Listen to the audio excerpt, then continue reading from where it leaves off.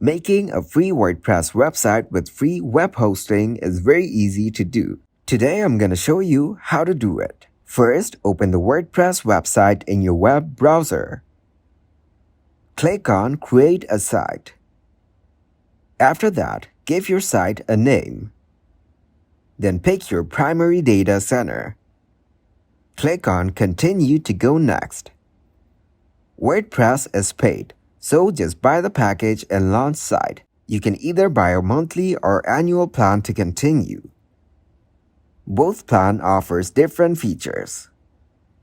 After that, search for free hosting for WordPress. Click on Google Website Hosting Website. Here select Click to deploy for free. Now launch WordPress. Go ahead and add your account information. Click on Continue. Now you need to add a payment method to buy a web hosting plan.